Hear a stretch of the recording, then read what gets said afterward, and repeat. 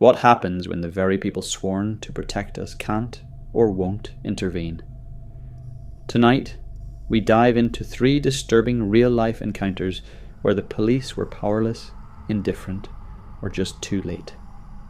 These are not urban legends. These are true stories from people like you and me. And after hearing them, you may never sleep the same again. It was late October 2021. I had just moved into a small rental townhouse in southern Illinois after a bad breakup.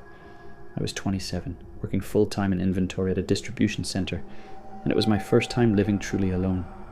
The neighbourhood felt oddly sterile, like one of those places that's too quiet to feel real. Rows of identical beige townhouses lined a narrow cul-de-sac off a rural highway. Everyone kept to themselves. I liked the solitude at first, but there was this man, 3 doors down, middle-aged, overweight, always standing outside at night. Sometimes he smoked, sometimes he paced, but mostly he just stood there and stared. I'd pull into my driveway after work around 10 or 11 p.m. and find him planted there, motionless, facing the street, facing me. His porch light cast just enough glow to catch his silhouette. He never smiled, never waved, never broke eye contact. At first I tried brushing it off. I told myself he was harmless. Maybe an insomniac. Maybe just lonely. But there was something about the way he stood that set off every alarm in my gut. He was always too still, like he wasn't standing there to pass time, but because he was waiting for something. Then, a few weeks in, I started hearing noises. The first time, it was around 2:30 a.m. I had just fallen asleep when I heard a slow metallic creaking, like a gate swinging open, followed by soft footsteps crunching across gravel. My backyard was lined with a decorative rock, so it was easy to hear anyone walking on it. These weren't animal footsteps. They were too slow, too deliberate.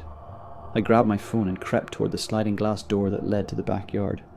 I peeked through the vertical blinds, heart pounding. The motion light hadn't turned on, but the air felt heavy, charged. I called 911.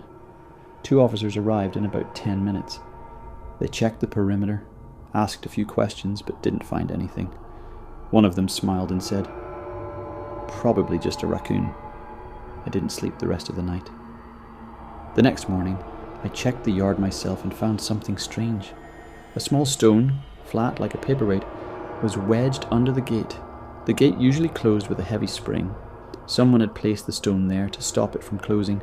I called the police again. They logged the detail, but said there was nothing they could do unless a crime was committed. No one tried to speak to the neighbours. No one checked for prints. Just a shrug and a report.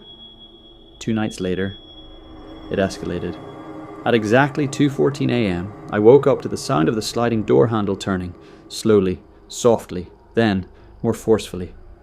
I grabbed my knife, a dull kitchen, one I kept in my nightstand, and backed into the hallway, trying to stay out of sight. I could hear my motion light click on, then silence. I peeked through a small gap in the blinds and saw him. A tall man in a hoodie standing at the glass door. Just standing. I called 911 again. The same officers arrived.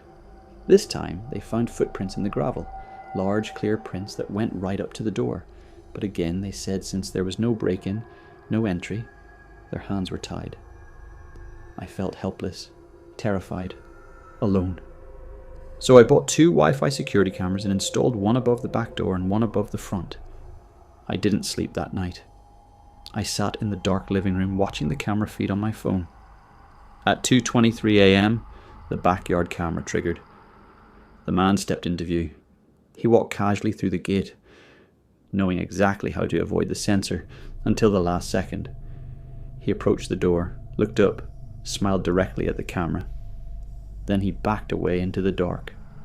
I called the police and showed them the footage. One officer looked visibly disturbed, but again they couldn't do anything.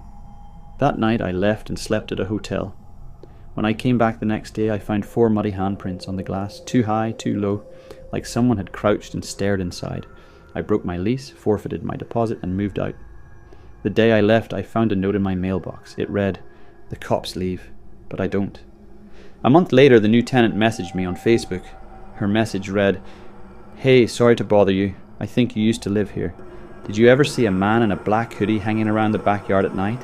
I've been hearing footsteps, and last night someone knocked on the glass door at 2 a.m. and just stood there. I never responded. Story 2. The girl in the crawlspace. In 2018, Rachel bought her first home in a quiet Oregon town. She was a freelance graphic designer, introverted, and thrilled to finally own something of her own. It was a modest house from the 1960s with a big oak tree in the front yard and a large musty basement. She moved in with her golden retriever, Milo.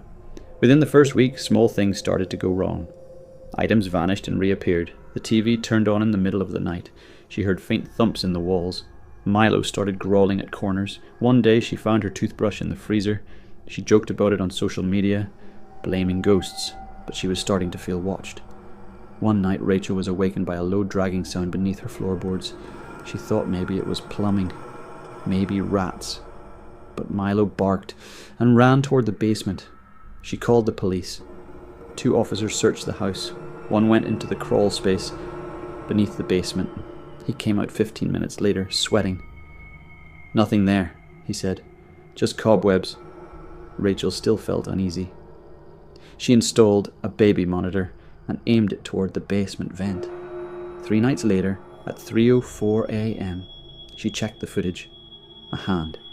A pale, dirty hand slowly emerging from the vent. She screamed. Called the police again. They brought dogs. A full team. This time, they found her. A young woman about 19 had been living in the crawl space for weeks. She had sneaked in through a broken air duct, surviving off stolen food. She only came out at night. They found a notebook filled with Rachel's routines, shopping lists, even sketches of what she wore to bed. The woman said she was protecting Rachel from spirits. She was arrested and taken to a psychiatric facility. Rachel sold the house. She never went back. But to this day, she swears she still hears dragging sounds in her dreams. Story 3. The man who wouldn't leave. Jacob and his wife, Elena, moved to a rural cottage in Maine during the 2020 lockdown. It was quiet, peaceful, secluded, perfect, until the knocking started. Always at the same time, between 1 and 3 a.m. 3 short knocks on the front door, nothing else. The first few times, Jacob thought it was an animal, maybe wind. Then one night, he opened the door immediately after the knock. No one. Just a small pile of pebbles stacked neatly on the porch. He called the sheriff. They took a statement, promised extra patrols. Nothing happened. Then the notes started appearing, cryptic messages carved into bark or written in chalk on the driveway. Come out. Watching. Listen to the trees. Jacob installed cameras. They caught glimpses of a man in the dark clothing, always lurking at the edge of the woods, never approaching the house, just watching. The police saw the footage.